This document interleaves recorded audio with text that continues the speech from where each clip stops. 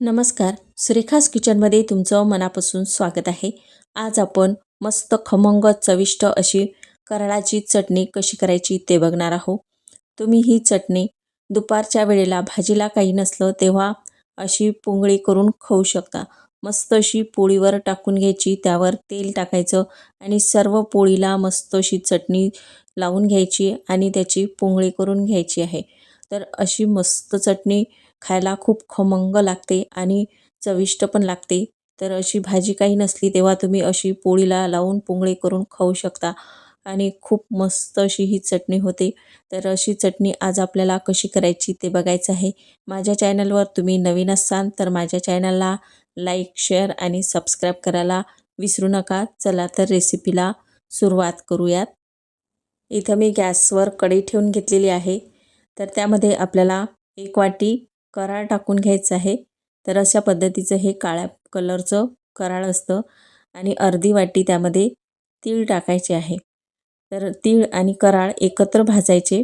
तुम्ही वेगळेसुद्धा भाजू शकता, पण एकत्र यासाठी भाजायचे आहे की कराळामध्ये थोडे तीळ टाकले की कराळ भाजलं की नाही याचा अंदाज येतो आणि ते समजतं आपल्याला.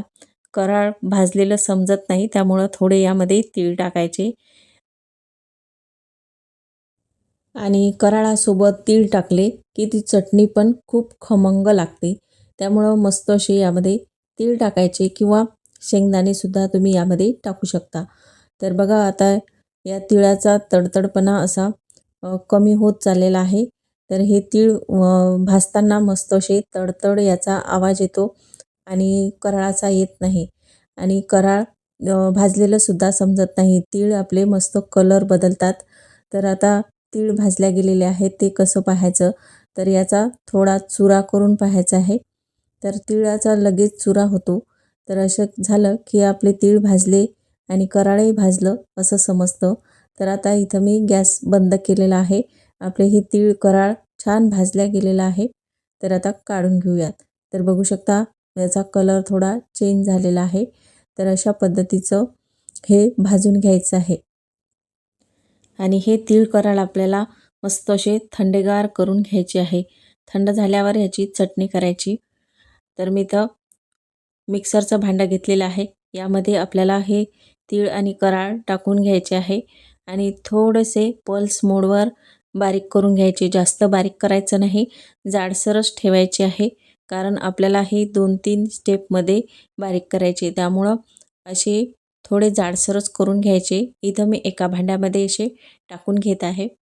त्याच मिक्सरच्या भांड्यामध्ये 1 चमचा जिरं टाकून घ्यायचं आणि 10, 20, 25 अशा लसणाच्या पाकळ्या टाकून घ्यायच्या आहे.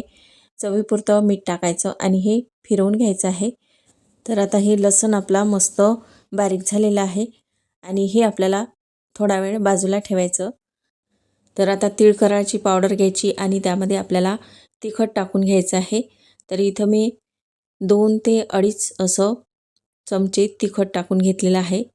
तुम्हाला चटणी किती तिखट करायची त्याप्रमाणे तुम्ही यामध्ये तिखट टाकून घेऊ शकता आणि हे मस्त असं मिक्स करून घ्यायचं आहे किंवा तुम्ही यामध्ये मिरच्या भाजूनसुद्धा टाकू शकता. तुम्हाला जसं चटणी आवडते त्या पद्धतीने तुम्ही चटणी करू शकता. तर आता आपण लसूण, जिरं बारीक केलेलं होतं, तर त्यामध्येच आपल्याला यामधली काही पावडर टाकून घ्यायची आहे आणि आणखी थोडंसं फिरवून घ्यायचं. म्हणजे मस्त असं हे पल्स मोडवर फिरवायचं. एकदम जास्त बारीक करायची नाही, तर अशी जाडसरच ठेवायची आहे. तर अशा पद्धतीची चटणी केल्यावर खूप छान होते.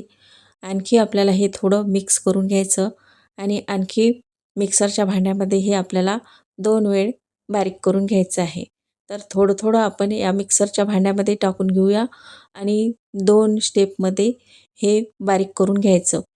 तर अशा पद्धतीची चटणी केल्यावर खूप छान होते आणि खमंगही होते. तर खूप मस्त लागते.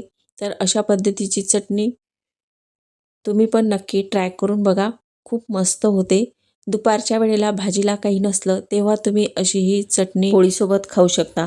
मस्त अशी ही चटणी घेऊन पोळीवर टाकून घ्यायची. तर बघू शकता अशा पद्धतीची मस्त एक पोळी घ्यायची, त्यावर चटणी टाकायची आणि मस्त तेल टाकून घ्यायचं आणि पूर्ण पोळीला ही चटणी लावून घ्यायची. तर अशा पद्धतीची चटणी आणि पोळी तुम्ही खाऊ शकता. आणि ही चटणी पुंगळी केलेली खूप छान लागते. ही चटणी एका डब्यामध्ये मस्त भरून ठेवा तर महिनाभर ही चटणी टिकते आणि तुम्ही महिनाभर ही चटणी खाऊ शकता. तर अशाच पद्धतीची चटणी तुम्ही पण नक्की ट्राय करून बघा आणि असेच नवनवीन व्हिडिओ पाहण्यासाठी माझ्या चॅनलला सबस्क्राईब करायला विसरू नका.